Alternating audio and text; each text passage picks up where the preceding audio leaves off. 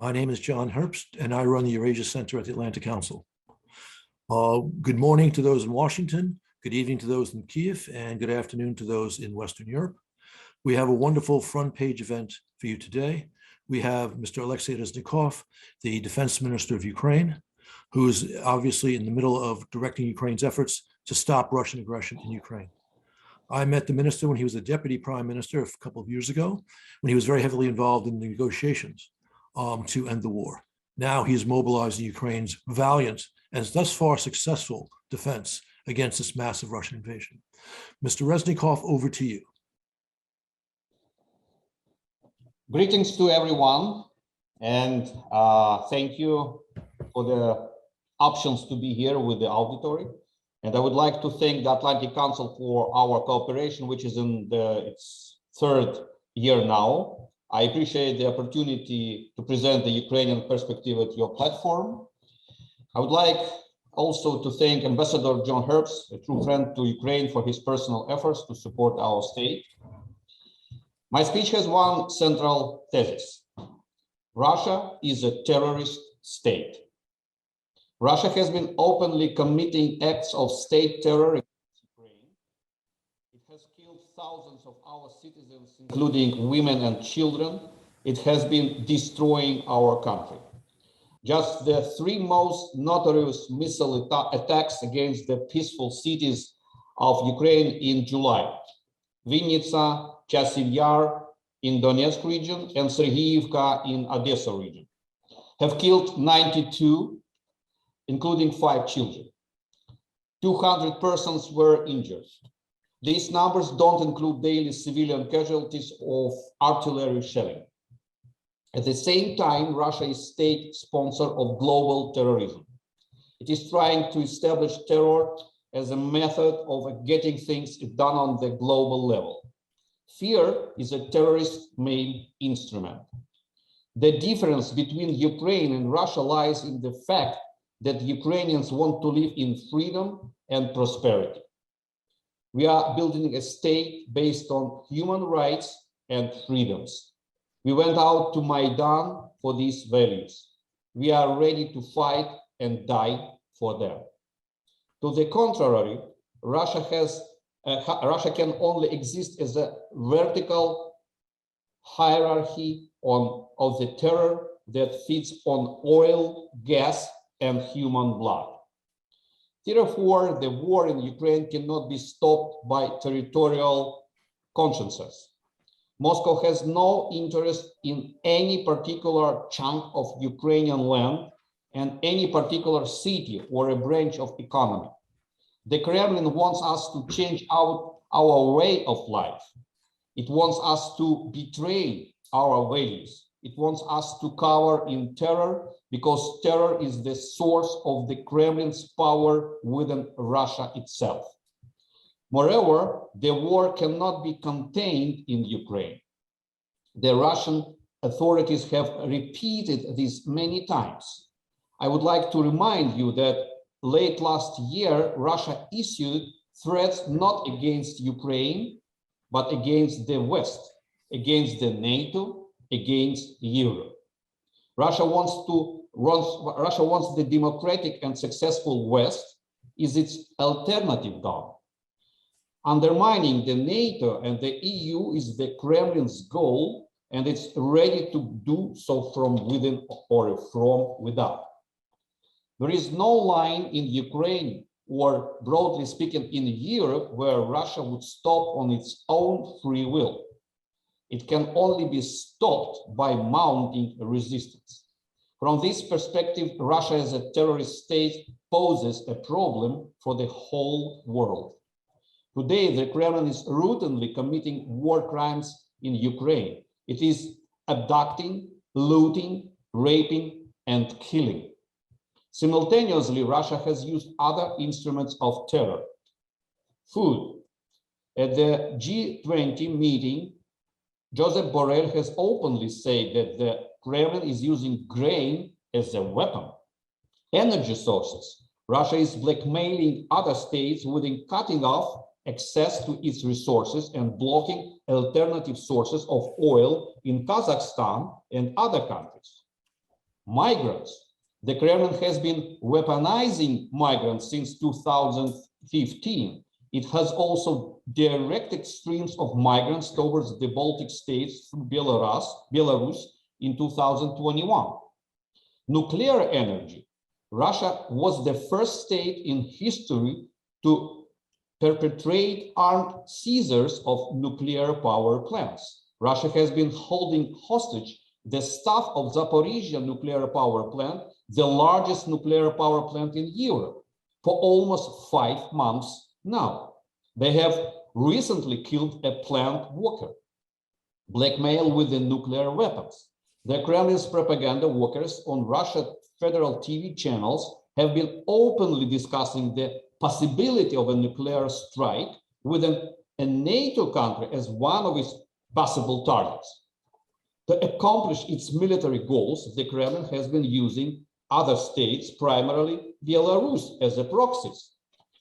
Cyber warfare, propaganda and disinformation, violating the laws of free navigation, etc. This terrorist arsenal is direct not primarily against Ukraine. Its target is the whole planet. It is an attempt to establish the new world order. This new world order would be based on a terror, not on the rule of international laws, but on the rule of force. We can already see the dangerous preconditions of the new world order. First, the existing international institutions, such as the UN or OSCE and others, have proved their inability to prevent the war.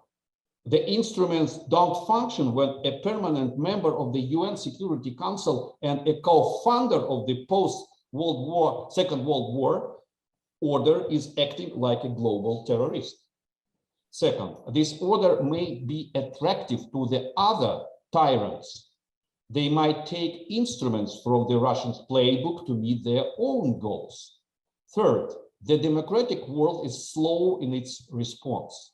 This is why Ukraine's representatives at all levels, starting with the President Volodymyr Zelensky himself, have been using every opportunity to stress Russia needs to be officially designated as a state sponsor of terrorism.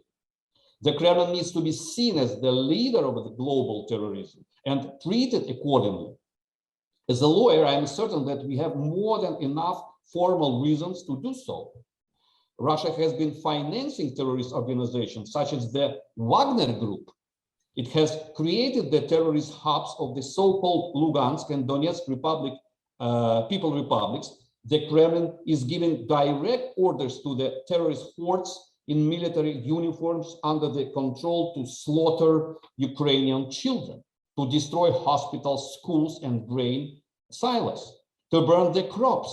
There is no shortage of evidence. We are asking you to listen to Ukraine and act now.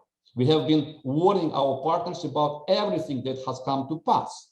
Let me refer you to my article posted in the Atlantic Council website in December last year. I wrote that a large-scale conflict would create 3-5 million of Ukrainian refugees and pose a threat to the global food security.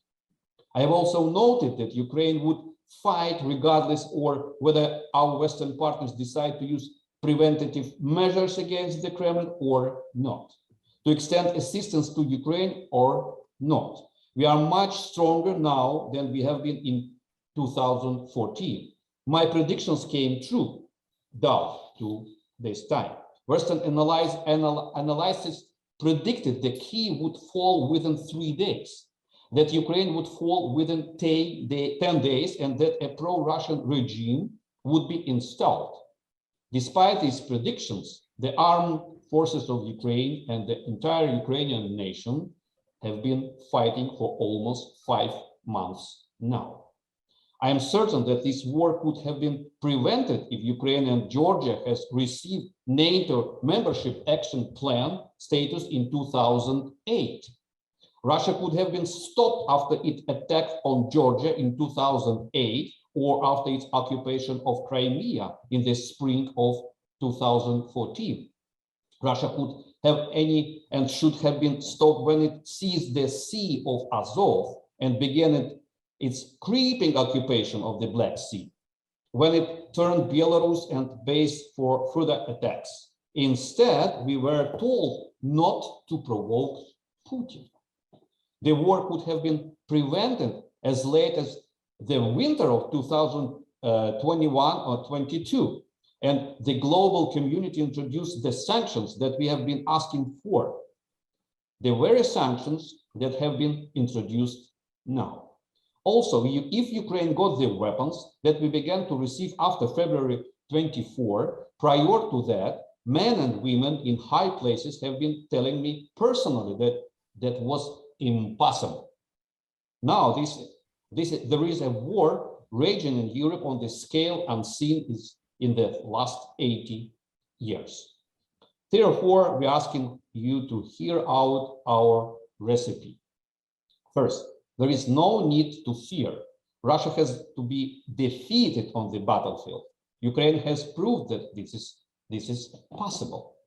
According to unofficial estimates of militias from the Russian occupying army, approximately 11,000 occupiers have been killed in battle for Severodonetsk and Lysychansk. More than 2,000 from the so-called Second Army Corps of the Lugansk People Republic, and approximately 9,000 soldiers of the armed forces of the Russian Federation. More than 20,000 sustained injuries, over 1/3 of them heavy with the traumatic amputations resulting from the mine blasts. But in order to win, we need weapons. There is only one possible format of victory. Russia needs to give back all the land it seized, including Crimea. We need weapons fast and in sufficient quantities. We need air and rocket defense systems and long-range weapons, in particular for MLRS, anti-ship missiles, aviation, tanks, and armored vehicles. We need them to mount a successful counter-offensive and push the enemy out of our land. Second, we cannot depend on the terrorists. We need to change our perspective and get used to the idea of isolating the terrorists. The West's idea of changing Russia through cooperation doesn't work, at least as long as Russia is being ruled by fear. The large-scale war has demonstrated the extent to which the elites of certain countries depend on Russia. They seem to have fallen prey to the Stockholm syndrome. They need to break free of it. To begin with, we need to destroy the Russian network of disinformation and political influence. We also need to get rid of Russian energy sources. In that case, Russia won't be able to exert pressure on us. Third, for the terrorist to stop posing a threat, he needs to be stripped of resources. We need to strengthen the sanctions and make sure that they cannot be evaded. Without resources, the Kremlin will only be able to terrorize its own nation, and not for long either. Therefore, it is paramount importance that Russia is designated as state sponsor of terrorism. Fourth, we need to start a conversation about the foundation of the new world order. President Volodymyr Zelensky has already mentioned one of its principles. The world needs to respond to violations of international laws within 24 hours. In that case, aggression will not stand a chance. The USA has been leading the fight against terrorism since 9/11. It is rather telling that Russia plans to imitate some sort of referendum to incorporate the seized Ukrainian land on September 11. The Kremlin associates itself with terrorism even in its choice of symbols. The Ramstein format, initiated by Washington and moderated by my friend and colleague, the Secretary of Defense Lloyd Austin, is a blueprint for the free world's response to the global terrorist threat. It already unites 50 countries from all continents. And I hope that we can live united or die divided. Thank you. I am ready for questions. Mr. Minister, thank you for that very wide and wise tour d'horizon. So, okay, I've got a bunch of questions for you, and we'll start right away. As you pointed out, Ukraine surprised the world by stopping Moscow's massive winter offensive outside of Kyiv, Chernihiv, and Kharkiv. Since Moscow has regrouped in the east, it has been waging an artillery war of attrition and terror against the civilian population and has made small but steady gains and has already taken control of Luhansk Oblast. Now they're trying to take all of Donetsk Oblast. How do you view the battle there? Thank you, Ambassador. Russia still outmans and outguns our army in terms of artillery and armor. The Russian strategy is simple. They heavily shell our position with the artillery and bomb them from aircraft. Then they send in their mercenaries from private military companies like the Wagner Group and mobilize residents from the parts of Donetsk and Luhansk region since 2014. This strategy is designed to lower the casualties among the Russian army, which are already very high. The General Staff of the Armed Forces of Ukraine estimates the Russian losses at 38,000 killed soldiers and more than 10,000 destroyed pieces of equipment. When our army puts up residents, Russians keep shelling the area until nothing but ruins is left. Nevertheless, after we received more high precision 155 millimeter caliber artillery, HIMARS and MLRS, we got an opportunity to destroy the logistics of the Russian army. This has slowed their advance. Therefore, we need long distance systems to stop the enemy. We also need armored vehicles to begin a counteroffensive. I mean, tanks, infantry armed vehicles, or armed personal carriers. They begin, and we need them fast because wherever we stop the enemies, they begin to dig in. They making the fortification. This will increase our losses during the counteroffensive. Over, as I know from the Lloyd Austin, keyword over. Okay, thank you. All right. In the south, Ukraine has retaken Snake Island and is making progress with a counteroffensive near Kherson. How do you assess the situation there? And I think you partly answered that already. You stressed the need for more equipment from the United States, longer range artillery, tanks, armored personnel carriers. Yes, our army has dealt several heavy blows to Russia in the sea. As you know, we have destroyed the flagship of the Russian Black Sea Fleet, the cruiser Moskva. Moscow became the best dive site in the Black Sea for divers of whole world. And we have hit a number of other ships and smaller crafts. Our shore defense are now strengthened by Neptunes and Harpoons provided by our allies. We are ready to repel an enemy landing. Unfortunately, it would be an exaggeration to describe Odessa or any other Ukrainian city as safe.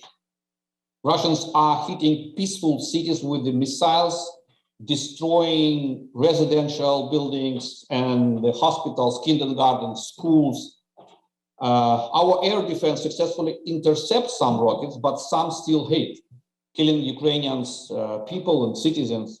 So therefore, we would like to ask our partners to strengthen our air defense and with the modern systems. That's why we are waiting for the NASAMS systems from our partners with the designated rockets. To address the question about the temporarily occupied territories, our citizens are putting up active resistance. Collaborators never leave home without a security detail. Unable to form occupying administration, the enemy's forces to bring an official from Russians. So if the Kremlin doesn't control the south of Ukraine, we will definitely liberate it. But we need to accumulate more weaponry, as I mentioned before. I mean, armed vehicles, tanks, and more artillery and MLRS systems. Okay, thank you. But that's very important. Just the need for this equipment for Ukraine, A, to defend the territory it has, and B, to take back the territory Moscow has conquered. In Kherson, we have also had reports of, you might say, partisan insurgent attacks on Russian officials. We've also seen in Kherson that Moscow keeps talking about holding a referendum there, but does not. Does this point to the fact that the people of Kherson are not going to permit a Pokazucha, a Potemkin village referendum?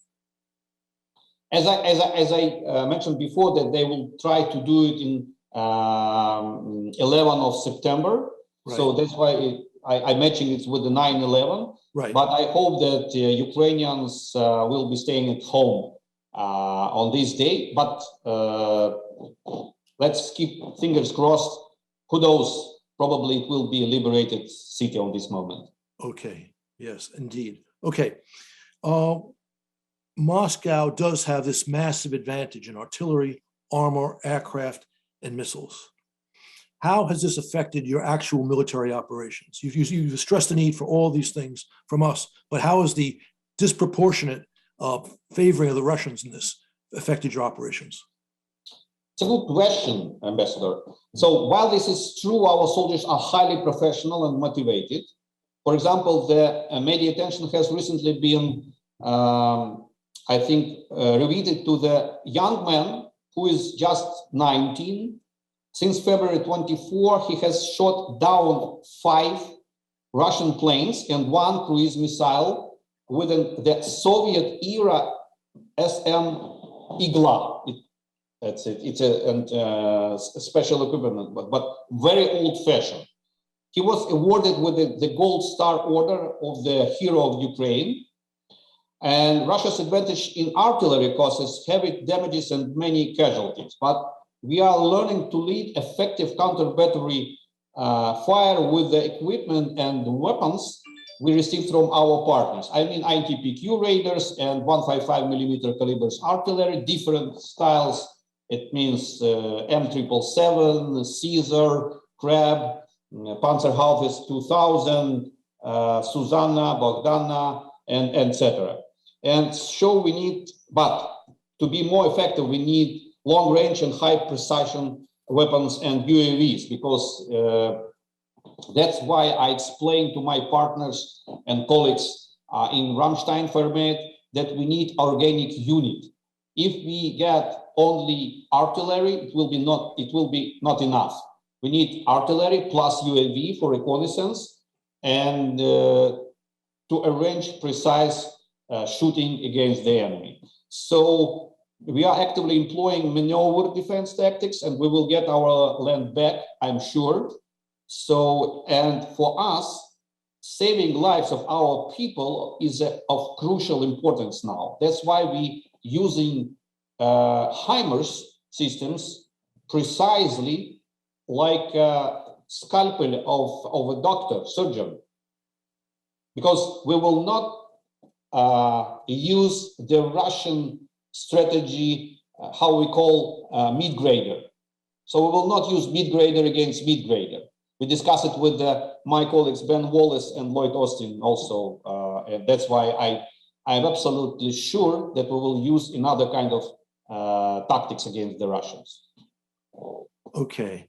The West recently provided, as you noted, longer range artillery with HIMARS and the anticipated M270s that can be used to attack Russian troops in depth, and other systems that can travel 85 kilometers. We have heard from contacts and seen news reports that the Ukraine has used them well. What has been the impact? We and our allies have been rather stingy with such systems. How many more do you need? How many more HIMARS do you need? How many more other longer range artillery do you need? These systems allowed us to destroy approximately 30 command stations and ammunition storages when we started using only 8 HIMARS systems. And we will have more, as I know. And this has significantly slowed down the Russian advance and dramatically decreased the intensity of their artillery shelling. So it's working. We are grateful to our partners for HIMARS and MLRS, I mean M270. And sure, to effectively hold back the enemy, we need at least 15 size systems, given that our front line is almost 2,500 kilometers. You can imagine that distance between Barcelona and Warsaw, from Spain to Poland, has the same range between Barcelona and Warsaw. So the shield of Europe in Ukraine has the same distance, 2,500 kilometers of aggressive front line with the enemy. For an effective counteroffensive, we would need at least 100, I think. That could become a game changer on the battlefield in that case. Okay. My understanding is 85 kilometers as the range for HIMARS is actually a little bit artificial. In other words, we could have provided you HIMARS and other artillery with a range of 150 or even 300 kilometers. How important would that be for Ukraine to receive artillery with that range? As I understand that we starting using the rockets for HIMARS or for MLRS with this range, as you mentioned, 80 kilometers. But we prove to our partners that we can use it economically, I would say, and precisely. And it means that Russians became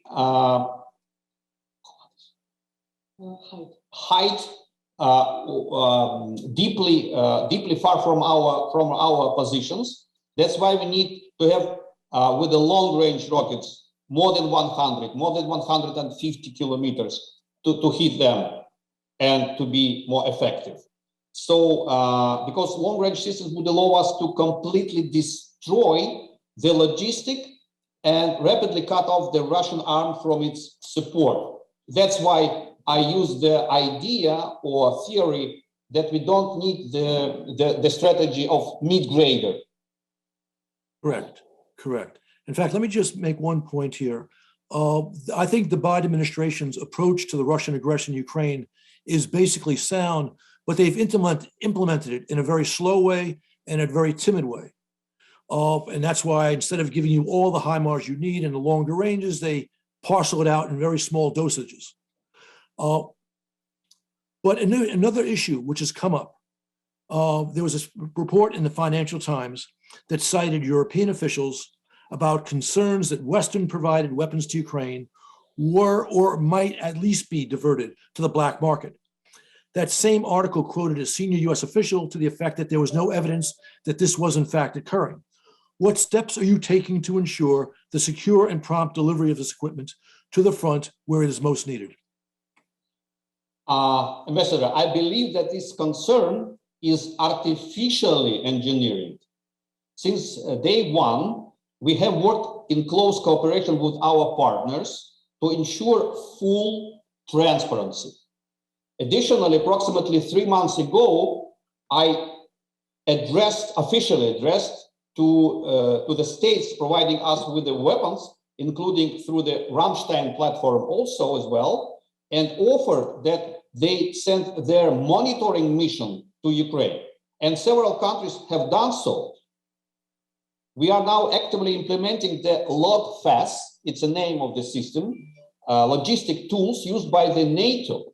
We get it from 2019, I mean our armed forces, but in a short version. And this process was already underway, but we are happy to expand and increase its tempo to ensure the comfort of our partners. And also I have discussed several times this matter with my US colleague, Lloyd Austin, and there will be other control mechanism too. We have +2 systems, which was done with our Minister of Digitalization with our Pentagon partners also. And I think that we will describe it to the journalists as soon as possible, probably next week.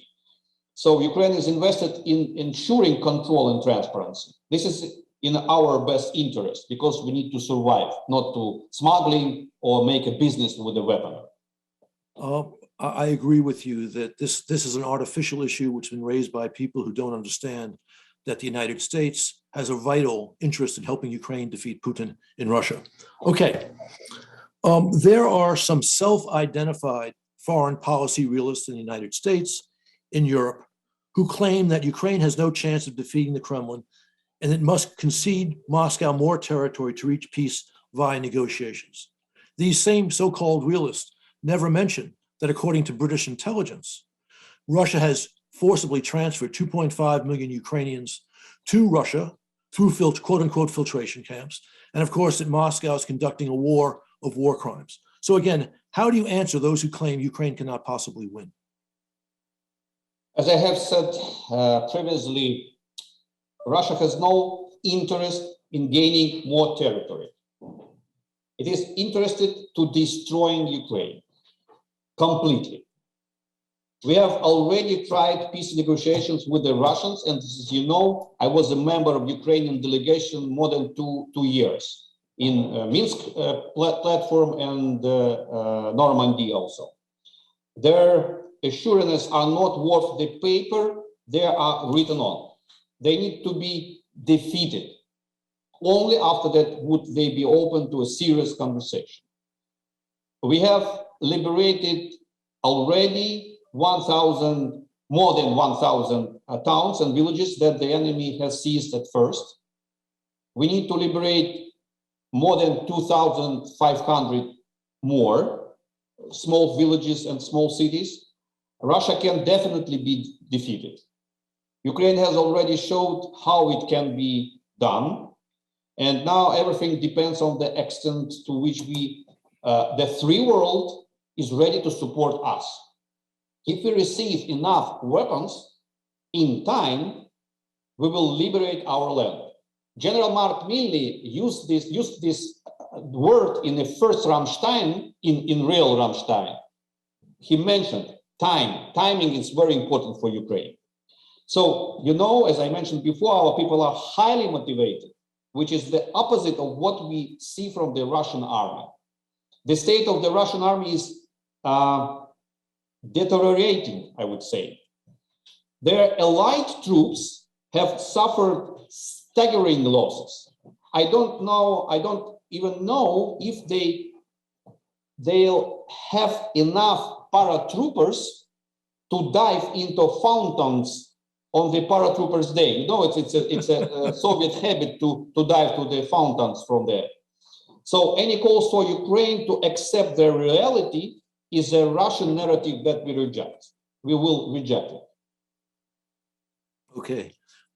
Following up on this, these same realists, again, who demand that Ukraine give up territory, they don't take into account those filtration camps that I've mentioned. They don't take into account the suffering that Ukrainian civilians have had to undergo when Russia has occupied Ukrainian territory. What price would Ukraine pay if, in fact, it were to cede territory to Russia for a ceasefire? What would happen to those Ukrainian civilians?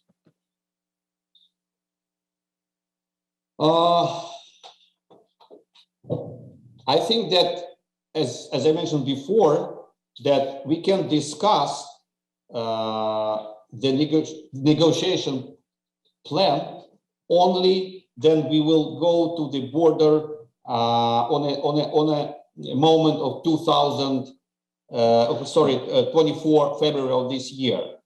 So we are paying on this moment a dramatic price. Aside from that, we expect 3.5 million Ukrainians to stay in Europe because Russia has destroyed their homes and left them without work. So I'm sure that we will need help, not just with weapons, but also with the rebuilding our country. But I'm sure that people of Ukraine will not be agree to pay our territory for the ceasefire regime, because we had so-called ceasefire regime 2 years ago, 1 year ago in a special operation zone, but it didn't work. So I'm sure that they want to, some parties want to say us, so an escalation should be avoided. But I'm sure that it will not work, and we will not pay this price to keep face of Kremlin. I think you have referred to this already, but just make this clear.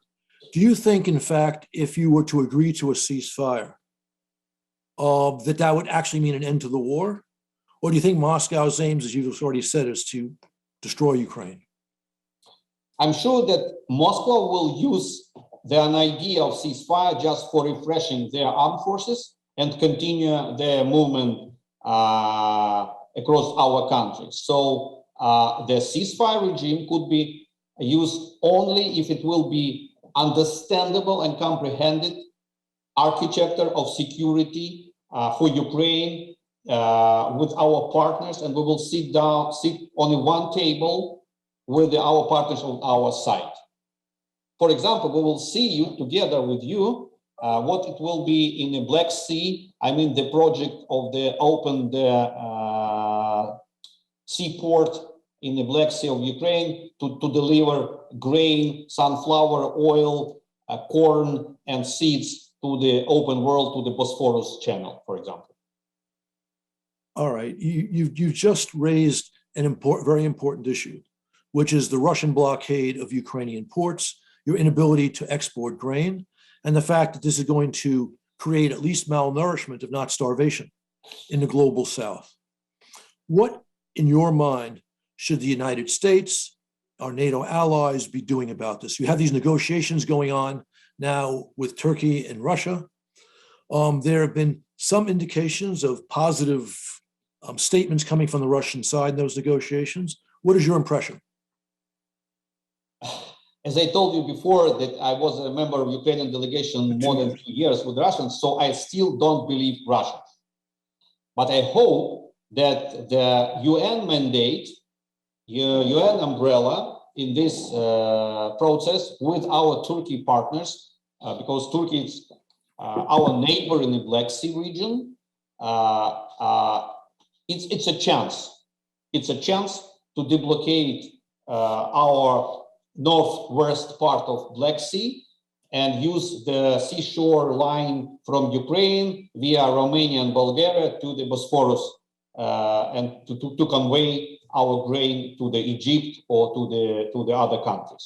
But in my normal life, and I'm an optimist. In this case, I still keep my not skepticism, I would say. So we will see. I share your skepticism, although you never know. But all right, let's be realists ourselves here. Jim Stavridis, a retired admiral, did an op-ed maybe a month ago about how the U.S. should lead an international escort mission to open Odessa, largely traveling through territorial waters of NATO countries like Bulgaria, Romania, to Odessa. What do you think about this idea? You mean to use the international waters like a way? What I mean is a naval convoy led by the United States to open Odessa so that A, Odessa can receive humanitarian shipments, and B, Ukrainian grain can be sent to countries which desperately need those food supplies. Yeah, I got it. So it was my idea also, because as you know, I'm a lawyer, and if you became lawyer, you always lawyer. And I'm sure that the best idea to get the decision of a General Assembly of UN and arrange the humanitarian project or humanitarian convoy to deliver Ukrainian grain or sunflower oil to the starving countries. In that case, if it will be under the UN mandate or under the UN umbrella, it could be done using the NATO country military ships. But it depends on the Turkey side, because they have to keep the Montreux Convention rules. That's why we can estimate that Romania and Bulgaria, like members of the Black Sea Club, and at the same time they are members of the NATO alliance. So I think that this idea is possible for life. Yes, possible with strong U.S. leadership, if we can find some. Yes, sure. Okay. The United States has spent the last 20 years waging counterinsurgency military operations that are very different from the war being fought in Ukraine. And those operations, those counterinsurgency operations, are not directly relevant to this new period of great power competition. Moscow's war on Ukraine is certainly the first war in this new period. What lessons have you learned? And through you, what lessons have the US and other democratic countries learned in fighting this war? The US has high precision weapons that put its army at an advantage. And meanwhile, Russia is not trying to spare the lives of its soldiers. There are just very many of them. And they have a lot of old Soviet-era weapons. Additionally, Russia still has well-trained units. And after all, it has a large regular army and has invested huge sums into its development. In case of high intensity conflict, the US needs a larger arsenal of weapons and industrial capabilities to manufacture weaponry fast. The US is a global player after all. There is a risk that the Russian example may provoke other tyrants into trying to solve their own issues for force. So I think that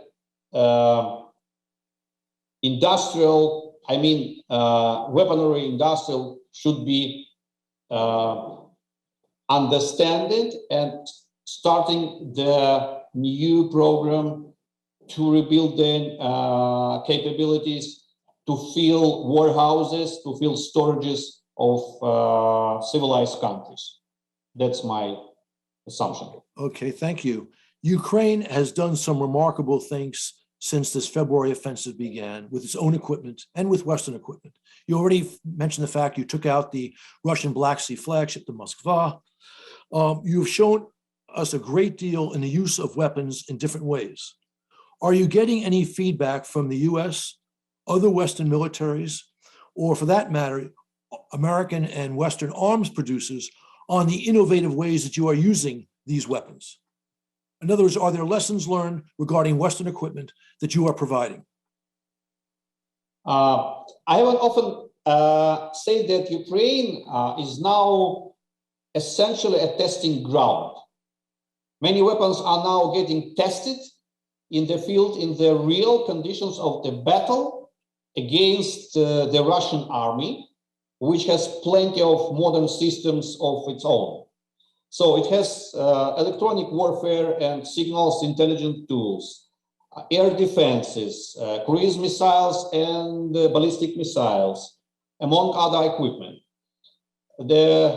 These are not, we are sharing all the information and experience with our partners. We are interested in testing modern systems in the fight against the enemy, and we are inviting arms manufacturers to test their new products here. So, as you know, for example, some kind of different equipment just starting in our battlefield, for example, Polish crab artillery systems. It's a really organic unit, but they're testing in this Russian-Ukrainian war. So I think for our partners in Poland, in the United States, France, or Germany, it's a good chance to test their equipment, or our Turkey partners. So give us the tools, we will finish the job, you will have the new information. Thank you. I have one last question for you from my colleague, Harlan Ullman at the Atlantic Council. The question is this: realizing that plausible deniability is important regarding attacks into Russia, why is the Kerch Bridge still standing? And why is the bulk of the Russian Black Sea Fleet now not on the bottom of the sea? Are there other weapons and more of the ones you are receiving that would help accomplish this goal? I fully support this statement. Our Polish colleagues have taught me their toast: to the Russian Black Sea Fleet, to the bottom. I believe that we will receive long-range weapons from our partners sooner or later. And this decision will come either after our partners are assured that we fulfill every obligation and effectively use all the equipment we have already received. In November 2021, I was told in Washington, D.C., that we would never get Stingers because that simply wasn't possible. It was forbidden by the law. That story was repeated over and over again when we began to receive artillery, then MLRS, then when there came a political decision to give us NASAMS, which we are waiting later this year. So therefore, I remain optimistic. Ukrainians will be very grateful for your help with the receiving weapons of this type. For me, the word impossible means possible in the future. I think you're right about that. I think American support will continue. I hope that support will be stronger and less timid than it has been to date. And we will certainly encourage that, because this is a joint American and Ukrainian interest to defeat Putin in Ukraine. Thank you all. Thank you, Mr. Minister, for joining us. Thank everyone for tuning in. We'll be doing more on Russia's war on Ukraine and what that means for vital American interests in the future. Thank you. Thank you very much.